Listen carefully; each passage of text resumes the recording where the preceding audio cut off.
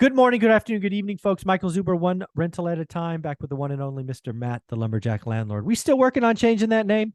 We are, yeah. Okay, Yeah, my friends in the UK, they are working on it.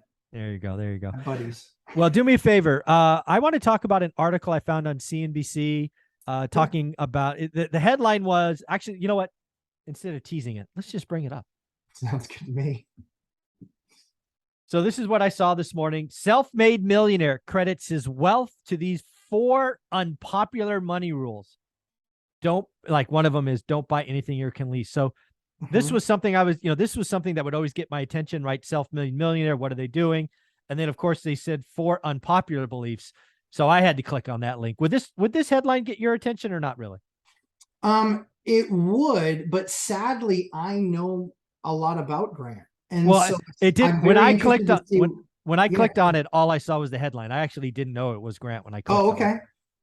Yeah, Yeah. yeah, I would click on it. Yeah, I Yeah. was gonna say, 4 Click, unpopular you money got rule. me. Yeah, And then click. as soon as the page come up, I see his face and I was like, oh, this is going to be interesting. Yeah, yeah. When I clicked on this, I didn't know it was Grant. I had an idea, but the Sure. problem was, I'm like, I don't know that Grant's a millionaire anymore. He might be a billionaire. Yeah, it depends on how you count wealth, right? Yeah, exactly. So that's why when I clicked this, I'm like, this might not be him, but Yeah. it was. So we're gonna go down to the 4. We're not going to go through the article, but where's number 1 here? All these ads. So number 1, don't make big purchases unless you have 2x its price saved up. So don't buy a 100K car unless you got 200K cash. Don't buy a $10,000 watch unless you got 20K. Mhm. That's basically saying you could buy it twice. I don't think that's bad advice. No, I don't think that's bad advice. No, I think that's not reality for most people. And I don't even Sure. know if that's reality for Grant. Like he spent 65 million bucks on the plane, right? And that was basically he did that and took delivery and write off and all those stuff. Like I listened to his stories because I think he is wildly entertaining. I Yeah. really do. I think he's hilarious. Yeah. And Did you see so him recently on his yacht where I think he said he's spending $1 million for 10 days? And oh, by the way, this is what I think he's doing. I have no idea, but he's recording so much content on that boat. I think he's going to write it off as a prop or I I agree. don't whatever I that's agree with called. that. At It least some probably of it. At is. least some of it. Yeah. Yeah, probably is. Yeah. But yeah, I think generally speaking, I think That's this decent is advice, right? it's good advice. Yeah. Yeah. And again, I want to be very clear. When I graduated college, I think I was so graduated college and got my first real job. Okay. I did not follow this advice. I went out and bought a 3000 GT, pearl white Mitsubishi. Mitsubishi, Nice. Nice. stupid car, Yeah. for I believe the sticker price was more than my year's income. And Okay. I didn't have 2x the cash. I didn't even have 1x the cash. I bought it on payment. So Mhm. this is an advice that I have, when I was coming up and doing stupid things for a decade, I did not do. So I actually agree with it. Yeah. Like I said, I find no fault with that one. All right, let's see. Oh, here's one. Don't buy anything you can lease. So Completely disagree. yeah, this is one that kind of feels. I think personally, Mike, I think this is, I know it's a newer article. I think this is old advice Oh, I think he's, because, yeah, because maybe. he bought a plane. He did. He bought multiple personal homes. Mm-hmm. Now he still Airbnbs and will get something that's, 50,000 bucks a month, Yeah. but he bought those things. And it's because he probably came to the realization of how you can actually depreciate that in leasing. You Yeah. can't. Yeah. Well, the other thing again, I'm not trying to defend him by any stretch. Sure. But when I look at this, maybe he's talking to the guys at your and I level and maybe people below us. And basically, when you get to his level and you can stroke a check for a $40 million Malibu beach house, maybe it's different. But let's talk about you 5 years ago. So you had some properties, Mhm. what did you think then? I still bought my home. I would still buy my home every time. I would not Yeah, lease I'm my. not. Yeah, I'm not a. I'm an owner mentality, not Me a too. renter mentality. And How so about for me, cars? How about cars? You ever lease a car? no, I didn't either. I've never no. leased a car. I think the math, aside from the last 18 months, the math on a lease has never worked for me. Okay. I would always either beat the mileage by too much Uh, or like maintenance would be too much of a difficulty to get it in for that maintenance, for Mm. it to be covered. There were just a number of different things about a lease So process. the headache around the lease was too much. And honestly, I couldn't imagine paying $400 or $500 a month for use of something that you didn't, that I then have to give back.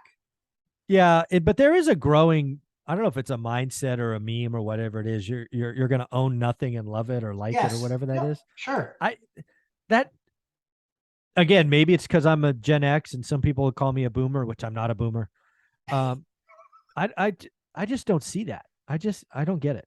I don't. Well, I mean, I think that, let's face it. I mean, the reason why things go up is because they become more attainable with payment. So, hence my Mitsubishi. More expensive 15, 20 years ago, you could get a 6-year car loan. Then you could get a 7. Now you can get an 8. Yeah. On higher end vehicles, you can get a 10. Wow. All right. Well, if you make the payment more attainable, then the price doesn't matter. We've taught everybody to stop looking at price and start looking at payment. Yeah, I totally agree. Number 3, don't spend to impress others. Man, how many people get this wrong? Buying shit you don't need to impress people you don't like. Oh my God, this one hits good. Grant Cardone wrote that. Yeah, I'm gonna guess somebody else wrote it. He put his picture on it, but yeah. Flying in that's my a G6. Good point. Yeah, flying in my G6, chilling in my $40 million Mali mansion. Yeah, with my Bentley, Rari, and that he's going to spend $1 million a day on. Yeah, you might have jumped the shark there, Grant. So yeah, fair point. Yeah, look at me flex, everybody. I mean, yeah, but on the come up though, on the come up. Yeah.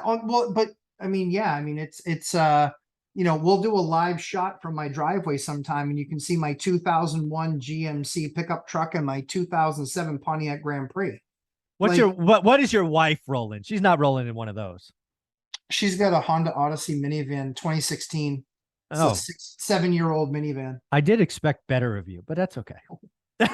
Not a car guy, huh? No. Oh no, I'm a wicked car guy. Why do you think I'm looking at a Lamborghini? Yeah. I mean, because I've had them all. I've had Porsches and Vipers and SVT Escalades. Like I've had all sorts of fun cars. I love cars. M5s, Dynon S2s. Like I've had all sorts of goofy, weird, exotic stuff.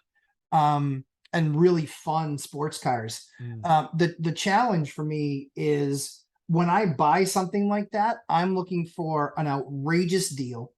One that it's what I call my rainy day fund money, which I've saved up over 25 years in business. And it's like every time there's like a little bit of a win, it's like, yep, we'll stick that in the rainy day fund. But then when I sell whatever the rainy day fund item was, it goes back in the rainy day fund. So it's self-sustaining.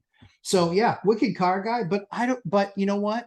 I will drive I'll drive a Ford Focus as soon as it drives, runs, and feels like a Lamborghini. I'll drive a Ford Focus. Gotcha. But I'm looking for that experience. And so for me, it's like, yeah, it's nice and impresses others, but I don't really care. I care about performance when I'm driving that car. That's me. Yeah. But I agree. I think too many people flex. Yeah. And just don't care. 4th and final one, only spend your passive income. Again, this is something I got wrong for a decade. Basically, the whole point of this is to, live on your passive income and, keep your W-2 money, which again, this is aimed at to keep working for you. And then if you want to go enjoy life, take it from your passive income. This is the whole, I want a Lamborghini. I'm going to buy an asset. The asset's going to make the payment, buy the Lamborghini. I think it's the right mindset. I just think it's something people need to realize takes time. That's often where I see people not understand. For me, I tell people it's a 5 to 10 year journey. So you may not be enjoying the passive income in 5 or 10 years. In the first 10 years, in fact, Mike, it's probably closer to the first 20 years. I never took money out of the house business to do anything. It's always rolled. Oh, every penny. Every cash flow, every cash out refi. It rolls. It rolls. Yeah, nothing. We didn't take any money out of our real estate accounts until I retired. Even after Olivia retired, we lived on my income. Yeah. We're going to do, that's why the Lamborghini, that's going to be really the reason why that's an even bigger landmark purchase is because that will be the first time that I've taken money out of real estate to put it in something that's not meant to grow the business. What was the first? So what was our first thing? Like a vacation? Did you do a vacation? Because we don't do those. Yeah. I actually don't know what the first thing was. I think actually yeah, I know what it was. We dropped about 6 figures remodeling our condo, right? We lived in this Okay. condo. We couldn't afford any upgrades, so we had the, this white subway tile and Mm-hmm. the generic GE appliances, and we upgraded everything. Every inch of the condo we in got upgraded. Now it's got Viking this and Viking that, and we Nice. we added this and we added. It's just it's a showy place now. But yeah, that was Yeah. the So first thing we did. so there was no return on that, but you finally took the money and did something other than roll it and reinvest. And Oh, that's all. there was a return. Seeing Yeah. Olivia's smile was a freaking return, man. You have no idea after that 6 or 8 week process over how I could see Olivia smiling when her back Yes. was turned to me.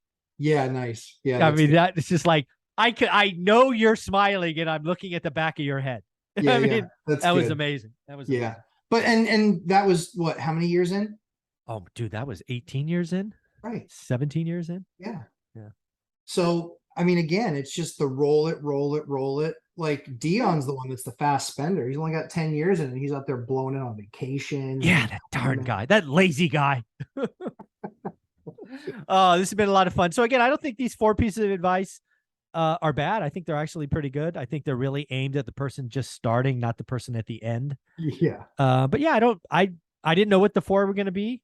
Sure. I knew what one was going to be, the one about lease anything, because that's kind of his shtick. Mhm. But the other 3, I had no idea. So I thought they were okay.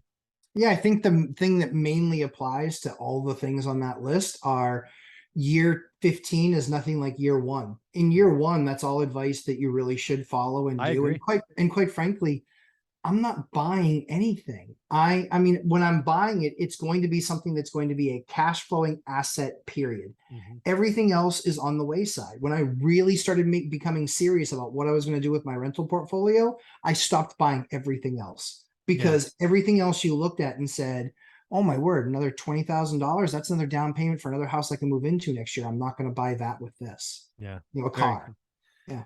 Where can people find you and watch your live stream that goes 90 minutes now, which is awesome to watch? It does. Yeah. 3 hours just started to hurt too much. I'm telling you, So I could it never was a imagine. Yeah. There's a lot. I found out that I started to realize after I did 90 minutes, like I wasn't tired the rest of the day. And I was like, I think that probably was it. So yeah, 11, Lumberjack Landlord on YouTube and live streaming Sundays at 11:30 a.m. Eastern time. And I always put it out there on my Instagram. So Lumberjack Landlord on Instagram, you'll find it there. Awesome. Thanks, buddy. Thanks, Mike.